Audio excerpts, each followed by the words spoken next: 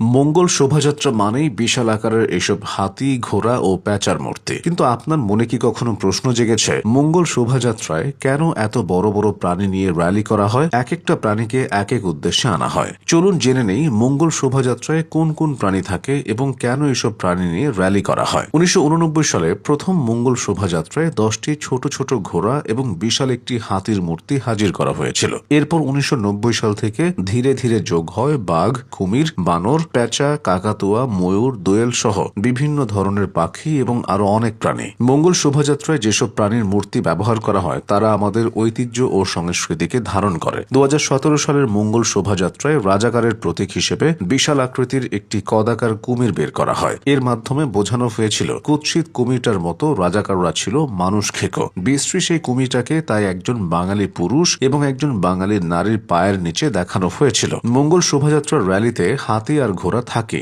এর পেছনে কারণও আছে। প্রাচীন আমলে রাজারা হাতি আর ঘোড়ায় চড়ে যেত।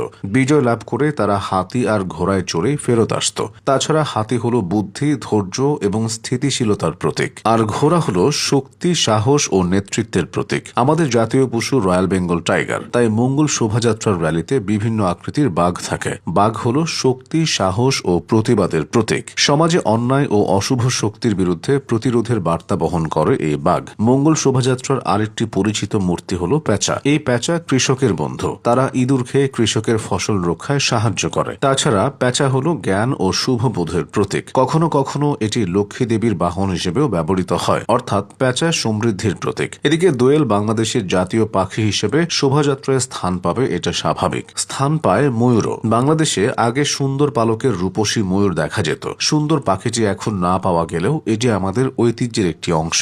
মঙ্গল শোভাযাত্রায় বড় বড় মাছ দেখা যায়। মাছ হলো নদীমাতৃক বাংলাদেশের অবিচ্ছেদ্য অংশ। মঙ্গল শোভাযাত্রা রঙিন মুখোশে ছেয়ে যায়। এই রঙিন মুখ থেকে শুরু হওয়া মঙ্গল শোভাযাত্রায় এসব মূর্তি ও পুতুলের আকারে সময়ের সাথে সাথে পরিবর্তন এসেছে। ঢাকা বিশ্ববিদ্যালয়ের চারুকলা অনুষদের এই মঙ্গল শোভাযাত্রার শুরুটা হয়েছিল রাজধানীর বাইরে। 1986 সালে যশোরে চারুপীঠ নামে একটি প্রতিষ্ঠানের চারুশিল্পীরা পহেলা বৈশাখে বাঙালি লোক সংস্কৃতির বিভিন্ন উপকরণ নিয়ে সেখানে একটি শোভাযাত্রার আয়োজন করেছিলেন। তখন দেশে চলছিল স্বৈরাচার বিরোধী গণ আন্দোলন। পহেলা বৈশাখের সেই শোভাযাত্রায় প্রচুর লোক সমাগম হয়েছিল। এরপর রাজধানীতে ঢাকা বিশ্ববিদ্যালয়ের চারুকলা অনুষদের শিক্ষার্থী ও শিক্ষকেরা 1989 সালে আনন্দ শোভাযাত্রা নামে পহেলা বৈশাখে বেশ বড় একটি শোভাযাত্রার আয়োজন করেন। ক্রমেই এটি জনপ্রিয় হয়ে ওঠে। 1996 সাল থেকে পয়লা বৈশাখের শোভাযাত্রার নাম আনন্দ শোভাযাত্রা থেকে পরিবর্তন করে মঙ্গল শোভাযাত্রা রাখা হয়। প্রতি বছর এই র্যালি চারুকলা থেকে শাহবাগ মোড় ঘুরে টিএসসি যায়, তারপর আবার চারুকলা ফিরে আসে। এদিন নিরাপত্তার স্বার্থে